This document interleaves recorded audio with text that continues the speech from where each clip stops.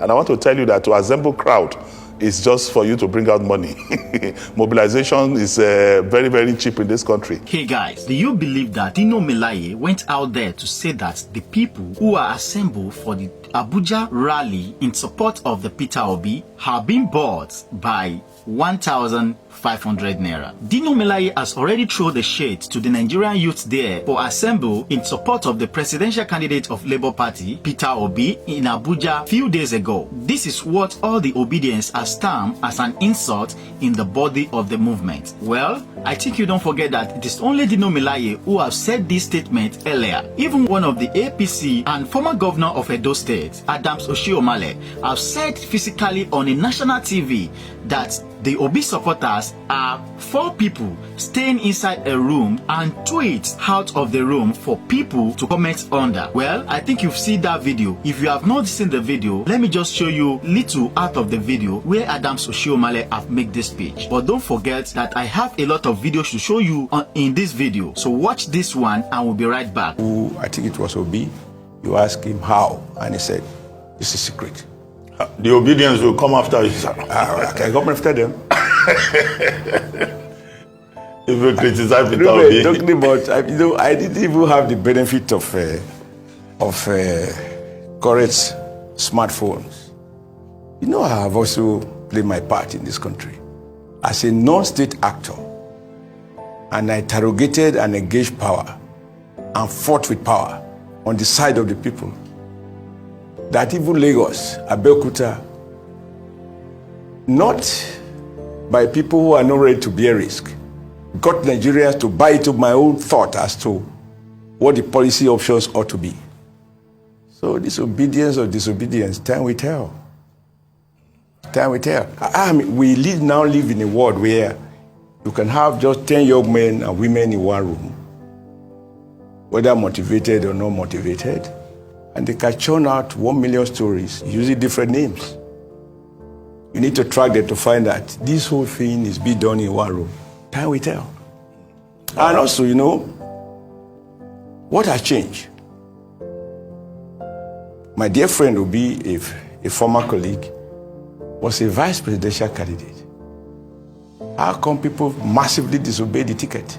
Welcome back. I think you see what Adams Oshiomhole have said regarding 4 people tweeting inside a room. Now let's move to Dino Melaye. Dino Melaye said there are just 2 sets of people running the elections. Atiku and other included the APC and the Labour Party, and XDP and NNPP. That means we only have 2 people in these elections. He said it is only PDP, which is Atiku and others. Well, I hope you don't forget that Dino Melaye is the spokesperson of Atiku Abubakar, which we can consider as is doing his job in support of the presidential candidate. He also further and said, he said to assemble crowd is not something that is very difficult, that if Nigerians are hungry, definitely Peter Obi went into Maraba and gave money to people so that they can assemble them for the obedient movement. Well, according to Nigerian youth, those people who attend that movement should be considered this as an insult from the spokesperson of the presidential candidate of PDP, Atiku Abubakar. So Dino Melaye further said that if Peter Obi wants to test his political strength, he's supposed to test it during the elections of Osun State. Vividly, I think you don't forget that we had an elections in Osun State recently. The people of Osun voted for Davido's brother, which is Adeleke, and he is in PDP. Since then, these things have stuck in the head of all PDP like they are gaining ground ahead of other political party. They don't know that it is not the political party the people of Osun voted for in that elections. They only voted for somebody they love, either is from PDP or APC or other political party. They voted for personality because they really love the man according to their history and what his brother has laid down for the people of Osun.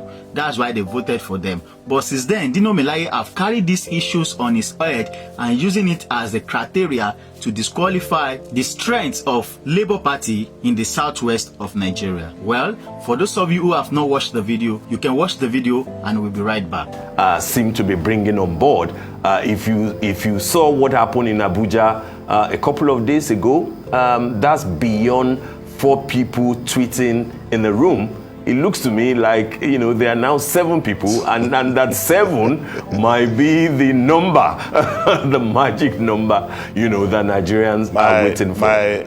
My brother, there are 2 sets of people running this election.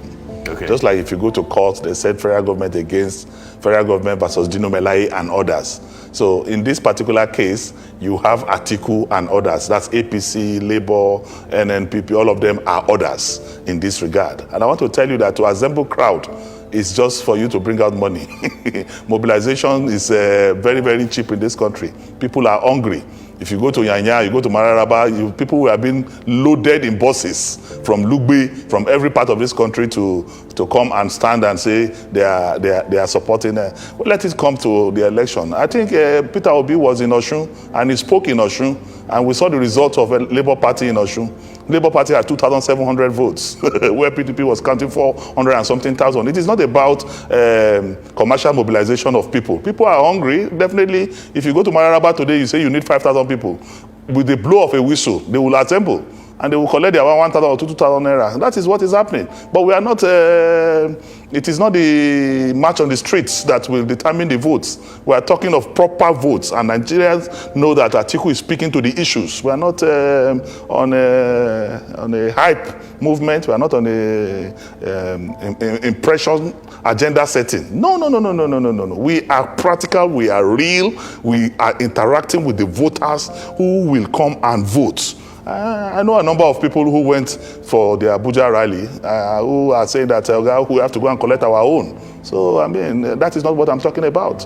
So when I talk about APC, I talk about APC and others, all of them put together. Nigerians are wiser. Nigerians now know the truth. Nigerians know who will rescue them. Nigerians know who will deliver for them. And Nigerians know that no regional champion has ever become the president of this country. No regional champion has become Awolowo was a fantastic leader with every sense of humility and order, very refined man. But because he was playing regional card, he never became the president of this country. Azikiwe played regional card, he never became the president of this country. Buhari himself, on 3 attempts as a regional champion, did not make the presidency. It was when he now went on a national platform, called Saraki, called Atiku, called Tinubu, and everybody put together. He ran on the national platform before he became the president of this country. So I want to tell you that we're not distracted by that imaginary position here. Okay, Mr. Dino Melaye, thank you so much for your time. But a quick fact check, Nnamdi Azikiwe was president of Nigeria, actually.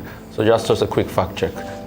All right, thank you so much for your time. We'll take a short break. I said when he ran subsequently in the Second and Third Republic. No, but he was the first president of Nigeria. Azikiwe was the first president of Nigeria. Was he elected on the national platform as president? It was a ceremonial president. Welcome back. It's so unfortunate that all these big parties have developed the sign of ego that's stuck into their head that doesn't let them believe that the change of government is coming soon. The only person who can see the front and know that a lot of changes are coming in our politics is the governor of Edo State, Governor Godwin Obaseki.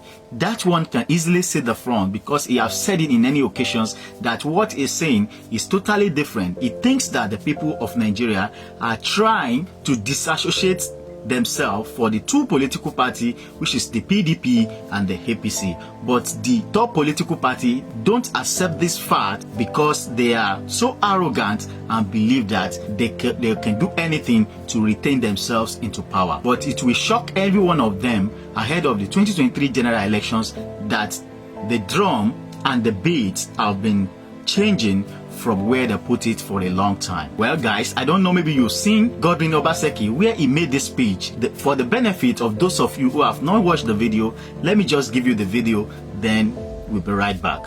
How can PDP, the party, they not only couldn't win, they were not even number 2.